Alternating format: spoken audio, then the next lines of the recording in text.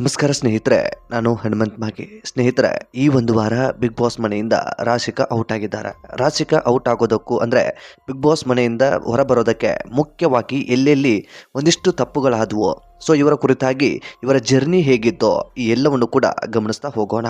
ಸ್ನೇಹಿತರೆ, ನೀವೇನಾದರೂ ಮೊದಲ ಸಲ ನಮ್ಮ ಚಾನಲ್ ನೋಡ್ತಾ ಇದ್ದರೆ ಈ ಕೂಡಲೇ ನಮ್ಮ ಚಾನಲನ್ನು ಸಬ್ಸ್ಕ್ರೈಬ್ ಮಾಡಿ ಹಾಗೂ ಬೆಲ್ ಐಕನ್ ಕೂಡ ಕ್ಲಿಕ್ ಮಾಡಿಕೊಳ್ಳಿ.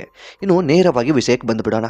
ಬಿಗ್ ಬಾಸ್ ಇನ್ನೇನು ಕೊನೆಯ ಹಂತಕ್ಕೆ ಬಂದು ಬಿಟ್ಟಿದೆ. ಇದೊಂದು ಕೊನೆಯ ನಾಮಿನೇಷನ್ ಕೂಡ ಆಗಿತ್ತು. ಈ ಒಂದು ಸಂದರ್ಭದಲ್ಲಿ ಧನುಷ್ ಹೊರತುಪಡಿಸಿ ಉಳಿದ 7 ಸ್ಪರ್ಧಿಗಳು ಕೂಡ ನಾಮಿನೇಟ್ ಕೂಡ ಆಗಿದ್ರು. ಸೊ ಈ ಒಂದು ಸಂದರ್ಭದಲ್ಲಿ ಬಾಟಮ್ 2 ಅಲ್ಲಿ ಬಂದಿರತಕ್ಕಂತಹ ರಾಶಿಕಾ ಬಿಗ್ ಬಾಸ್ ಮನೆಯಿಂದ ಹೊರಗಡೆ ಹೋಗಿಬಿಟ್ರು.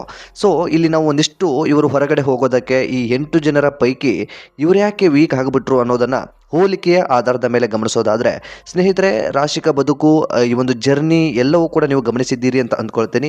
ವೈಯಕ್ತಿಕ ವಿಚಾರವನ್ನು ಹೊರತುಪಡಿಸಿ ಬಿಗ್ ಬಾಸ್ ಜರ್ನಿಯಲ್ಲಿ ಇವರು ಏನೇನೆಲ್ಲ ತೊಂದರೆಗಳನ್ನು ಎದುರಿಸ್ಕೊಂಡು ಬಂದರು, ಇವರಿಗೆ ಸಪೋರ್ಟಿವ್ ಆಗಿ ಯಾರೆಲ್ಲ ಇದ್ದರು, ಈ ಎಲ್ಲವನ್ನು ಕೂಡ ಗಮನಿಸೋದಾದರೆ, ಆರಂಭದಲ್ಲಿ ರಾಶಿಕಾ ಒಂದು ಸಿಂಪಲ್ ಆಗಿ ಎಂಟ್ರಿ ಕೊಡ್ತಾಳೆ. ಸಿಂಪಲ್ ಆಗಿ ಎಂಟ್ರಿ ಆದ ಬಳಿಕ ಬಿಗ್ ಬಾಸ್ ಜರ್ನಿ ಬೆಳೀತಾ ಹೋಗುತ್ತೆ. ಆರಂಭದ 1 ವಾರ 2 ವಾರಗಳ ಕಾಲ ಗುರುತಿಸಿಕೊಳ್ಳೋದಕ್ಕೆ ಸಾಧ್ಯ ಆಗೋದಿಲ್ಲ. ಅದಾದ ಬಳಿಕ 3 ವಾರ ಕಳೀತಾ ಇದ್ದ ಹಾಗೆ ವೈಲ್ಡ್ ಕಾರ್ಡ್ ಎಂಟ್ರಿ ಆಗುತ್ತೆ. ಸುರಾಜ್ ಪರಿಚಯವೂ ಕೂಡ ಆಗುತ್ತೆ. ಸುರಾಜ್ ಮತ್ತು ರಾಶಿಕಾ ಫ್ರೆಂಡ್ಶಿಪ್ ತುಂಬ ಗಟ್ಟಿಯಾಗಿ ಬೆಳೆಯುತ್ತೆ. ಸೊ ಕೊನೆಯ ಹಂತದವರೆಗೂ ಅಂದರೆ ಬಿಗ್ ಬಾಸ್ ಮನೆಯಲ್ಲಿ ಸುರಾಜ್ ಇರುವವರೆಗೂ ಕೂಡ ಬಿಗ್ ಬಾಸ್ ಮನೆಯಲ್ಲಿ ಇವರಿಬ್ಬರು ಕೂಡ ಒಬ್ಬರಿಗೊಬ್ಬರು ಸಾಥ್ ಕೊಟ್ಕೊಂಡು ಇಬ್ಬರು ಕೂಡ ತಮ್ಮದೇ ಸ್ಟ್ರಾಟಜಿಯಲ್ಲಿ ಆಟವನ್ನು ಆಡೋದಕ್ಕೆ ಪ್ರಾರಂಭಿಸಿ ಬಿಡ್ತಾರೆ.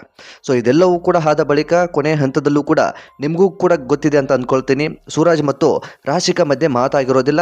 ಬಿಗ್ ಬಾಸ್ ನಾಮಿನೇಷನ್ ಅಥವಾ ಬಿಗ್ ಬಾಸ್ ಮನೆಯಿಂದ ಹೊರಗಡೆ ಹೋಗಬೇಕಾದಂಥ ಸಂದರ್ಭದಲ್ಲಿ ಸುರಾಜ್ ಮತ್ತು ರಾಶಿಕಾ ಇಬ್ಬರು ಕೂಡ ಮಾತನಾಡೋದಕ್ಕೆ ಕೂಡ ಸಾಧ್ಯ ಆಗೋದಿಲ್ಲ.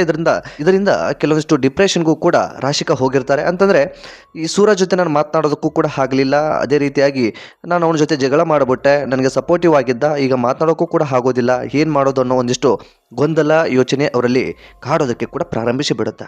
ಸೊ ಅದೇ ಗುಂಗಿನಲ್ಲಿ ಈ ಒಂದು ಜರ್ನಿಯನ್ನು ಕೂಡ ಪ್ರಾರಂಭಿಸಿ ಬಿಡ್ತಾರೆ. ಅದಾದ ಬಳಿಕ ಸೂರಜ್ ಹೊರಗಡೆ ಹೋದಂಥ ಸಂದರ್ಭದಲ್ಲಿ ಇವಳು ತನ್ನ ಕಂಫರ್ಟ್ ಝೋನ್ ಆಗಿ ರಘು ಅವರನ್ನು ಕೂಡ ಇಟ್ಕೊಳ್ತಾಳೆ.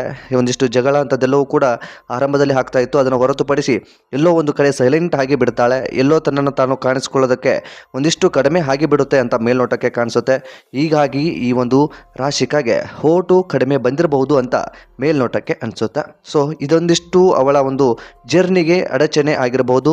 ಎಲ್ಲೋ ಒಂದು ಕಡೆ ಕುಗ್ಗಿ ತನ್ನನ್ನು ತಾನು ಇನ್ನೂ ಪ್ರೂವ್ ಮಾಡ್ಕೋಬಹುದು, ಅಥವಾ ಇನ್ನೂ ನಾನು ಚೆನ್ನಾಗಿ ಹಾಡಬಲ್ಲೆ ಅನ್ನೋದನ್ನು ಪ್ರೂವ್ ಮಾಡ್ಕೊಳ್ಳೋದಕ್ಕೂ ಕೂಡ ಸಾಧ್ಯ ಆಗಲಿಲ್ಲ ಅಂತ ಕಾಣಿಸುತ್ತೆ. ಈ ಒಂದು ವೀಕ್ನೆಸ್ನಿಂದ ಇವಳು ಬಿಗ್ ಬಾಸ್ ಮನೆಯಿಂದ ಹೊರಗಡೆ ಬಂದ್ಲು ಅಂತ ಹೇಳಿದ್ರು ಕೂಡ ತಪ್ಪಾಗಲಿಕ್ಕಿಲ್ಲ. ಸೊ ನಿಮ್ಮ ಪ್ರಕಾರ ಬಿಗ್ ಬಾಸ್ನಿಂದ ರಾಶಿಕಾ ಹೊರಗಡೆ ಬರೋದಕ್ಕೆ ಮುಖ್ಯವಾಗಿ ಯಾವ ವೀಕ್ನೆಸ್ ಇರ್ಬೋದು ಎಂಬುದನ್ನು ಕಾಮೆಂಟ್ ಬಾಕ್ಸಲ್ಲಿ ಮೆನ್ಷನ್ ಮಾಡಿ. ಆದಷ್ಟು ಈ ವಿಡಿಯೋನ ನಿಮ್ಮ ಫ್ರೆಂಡ್ಸ್ಗೂ ಕೂಡ ಶೇರ್ ಮಾಡಿ.